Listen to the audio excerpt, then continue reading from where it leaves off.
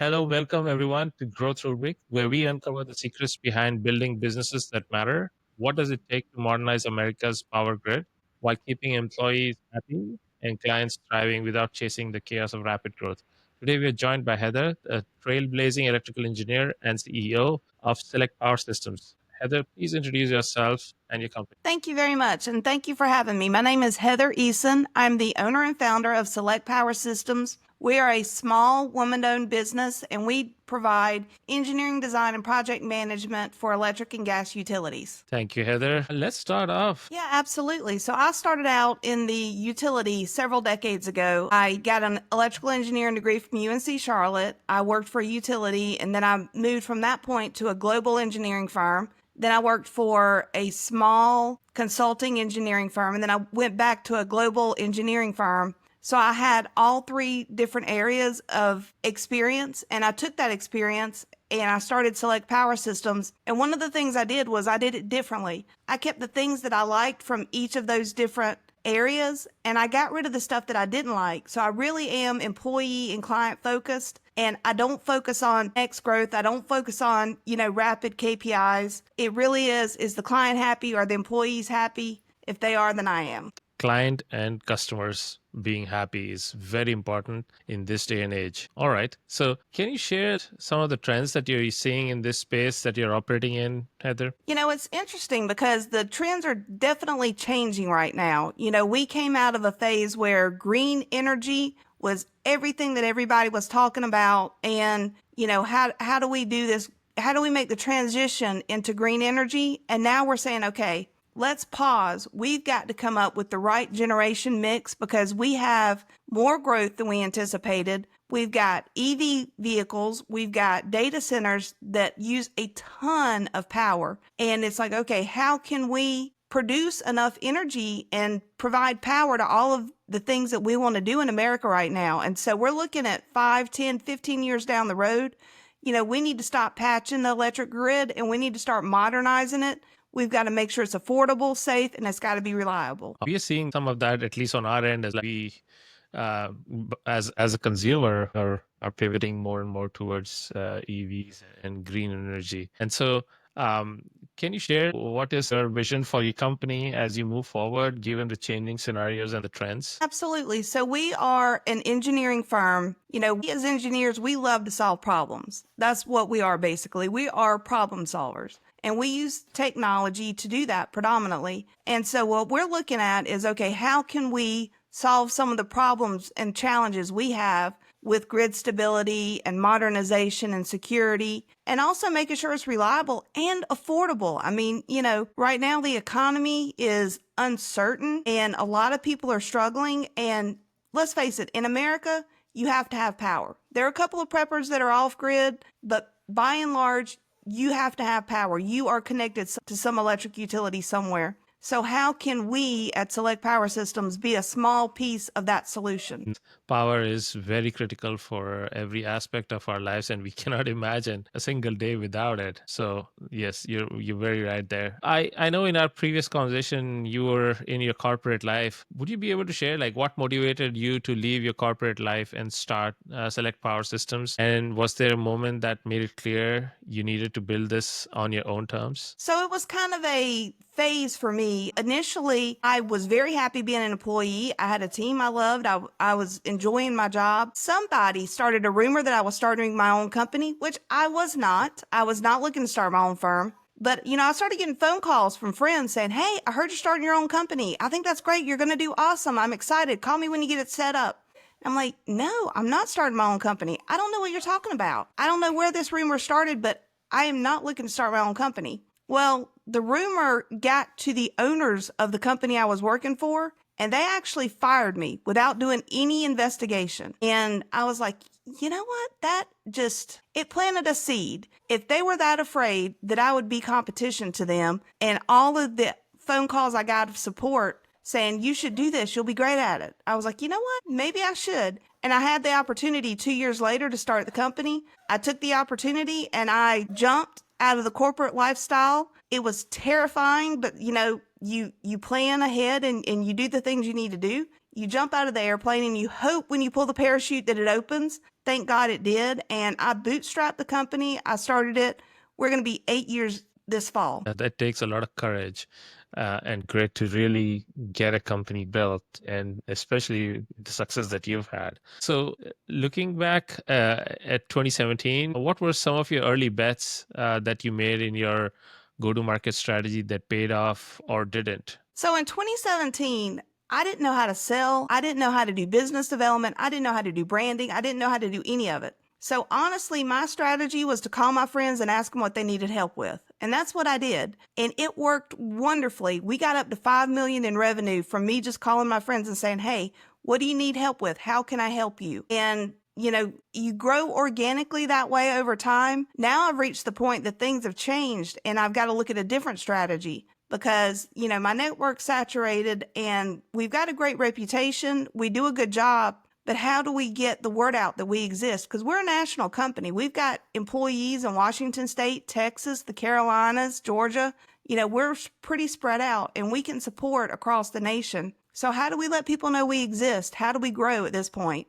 Organic growth is very slow. Been great for me for 8 years, and I'm glad that it has been, but I need to start looking at other ways of growth. I don't want to 10x it. I don't want to grow too fast, but we do need to grow because if you're not growing, you're not adapting, you're not changing, you're eventually going to die. So, we've got to come up with a new strategy. What's going to be the next phase, the next step for the company? Do we rebrand? Possibly. I don't know. Do I look at acquisitions? That's something that I'm working with my CFO right now on. Do we want to acquire what I call a sister or brother company? A sibling company, something that's similar to what we do, but is different enough that it's a different company, but we can support and, help each other as we grow. Identifying those complementary set of capabilities while you're addressing this market. I think that's a great nugget for founders. You start off and then you start with your own network. And as you gain traction, that's what you use to slingshot into growth. And that's what you did. So kudos to you. So you're intentionally growing slowly. So right now, how do you identify and prioritize the right kind of clients to pursue? So that's probably one of the best things about being a small company and me being the only owner and not having anybody else's money because I don't have anybody else's opinion. We're able to pick and choose who we partner with and who we work with clients. So I've been able to knowingly partner and assist clients that I know that I like. I help my friends is what I do. And when you run into a client that's difficult and slow to pay, especially, oh my goodness, if I had a client one time that was easily on every invoice pushing out over 90 days before payment. Well, as a small business, cash is king. Cash flow is very important. And I put a line of credit in place to help make sure payroll was smooth, which has been wonderful. But at the end of the day, your clients have to pay their invoices on time. You've got to have that cash coming in to be able to survive. So when you run into a client that's just too slow to pay, you have to be smart enough and polite enough to say, you know what? I love supporting you. I've loved being a partner. But at this point, I'm sorry, we can no longer support you. We're going to have to transition at the end of this project, and you're going to have to find somebody else because I can't deal with the lack of payment. We certainly need the cash flow going to keep the business running and the lights humming and the payrolls going for sure. What advice would you give founders who are trying to land and expand within large enterprise customers like utilities or infrastructure providers? Patience. It takes a long, long time. Electric utilities can have 1.5 year cycles on these projects. They have 1, 3, 5, 10, 15, 20-year plans in place, where they have capital projects that they have planned for. Well, what happened with some of these, when the pandemic hit, all of these capital projects, they got put on hold. They still have to happen at some point. We still have to upgrade the grid. We still have to add substations. We have to add transmission lines. We have to upgrade distribution lines. The work still has to be done, but they hit pause. And, you have to be ready and able to pivot when your large utility clients or any enterprise client, runs into a pause period. The work's going to eventually come. It's got to. But you've got to figure out a way to be nimble enough to say, okay, you know what? Give me your crap stuff for now. And excuse the language, but, in our world, replacements, for example. They're a dime a dozen. Most people don't want to do them. They're kind of boring for an engineer. Once you've done a couple of breaker replacements, you can almost do them in your sleep. So they're not challenging, they're not fun. And a lot of people don't want to do them as a result. And I'm like, hey, give me all your breaker replacements. I'll do all those while I'm waiting on the big capital project to come. And so we focus on those smaller projects that a lot of other companies just don't want to do. And I think that's one of the benefits that we have. We can come in, we can say, hey, we know your standards, we know what you prefer. Let us do your little small stuff for you while we wait on the big stuff. We can still do the big project in the future, but we've got to have something just to keep us going. So give us the breaker replacements. If you could give one piece of advice to founders trying to grow sustainably without compromising values, what would it be? Say, know your values first. Know what your core values are. Know what you value and what is important to you. If you've got a client that doesn't treat their employees well, if you're a subcontractor, they're not going to treat your employees well either. We had a prime engineering firm that we used to support, and they had 2 managers that were nightmares. And my team was complaining. And so I jumped on a project review meeting one time just to listen. I didn't announce that I was in the meeting. I was just there to listen. I was the fly on the wall. And the way the prime engineering firm manager spoke to his team and to my team was completely unacceptable. And I said, you know what? I don't want to work with you anymore. And I didn't call him. I called his boss. And I said, look, this is what I personally heard. I've experienced it firsthand. He is not professional, and he is not going to be allowed to talk to my employees that way. We are going to finish the projects we currently have with you, and we're not going to take any more projects in the future. And that is hard when you're a small business to turn away work. But at the end of the day, when you stick to your core values, it's amazing because you build a reputation. Your employees are happier. When your employees are happier, they take better care of your clients, and you grow slowly over time through that, just through a positive reputation. People learn that, hey, this company takes care of their employees and supports their employees. I want to work there. It's not hard. When I have new work come in and I need to hire, it's not difficult for me to hire. I have people that actually left thinking the grass was greener at another company and calls me and says, hey, I'm really not happy. I want to come back. Can I come back? Do you have work for me? If I have work for them, I welcome them back with open arms. I don't care that maybe they tried to leave and tried to see if something else was better. Because honestly, I know at the end of the day, I've worked other places. I've been other places. I know what's good in this industry. I know what's bad. And I know I treat my employees the best I can. Heather, yes, we see very few companies looking at this from a point of view of employee satisfaction. And so this is a good reminder to folks to see how they can really look and get their company and the culture, because culture eats strategy any day, anytime. And so it's important that folks look into that as well. What's one mistake that you made early on when building Select Power Systems, and how did it shape your approach? Probably one of the things that I am really bad about doing is I focus more on the people than I do the profit. And that is something as a business owner I've got to change. So for example, when the pandemic happened, I didn't lay anybody off. I kept everybody employed. Now, we were in a good position to do that because we were already a remote workforce from the beginning. So we just continued to work remotely. But, we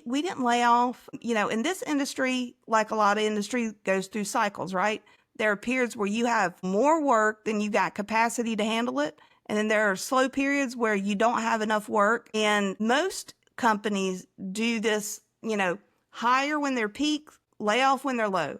And I would hire when I was peaked, and I wouldn't lay off. I would just keep employees for months and months and months and just lose money on them if I couldn't find work for them. And that's something that I'm proud of that we did, because we made sure people had food on the table and their families were taken care of during, a very difficult period for the globe.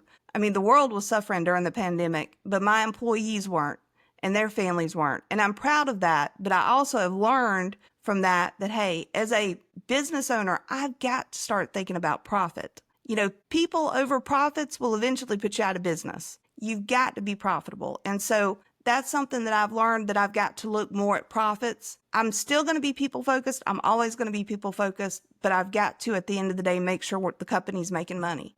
This is great golden nugget for our audience as well.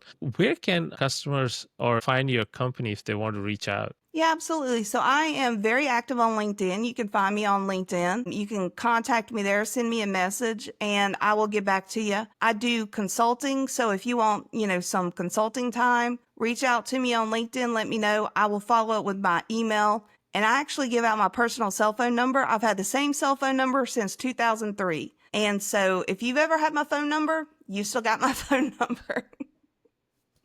This was a great insight into how you built this company from scratch and made it a multi-million dollar business. Heather, thank you so much for joining us today. Thank you.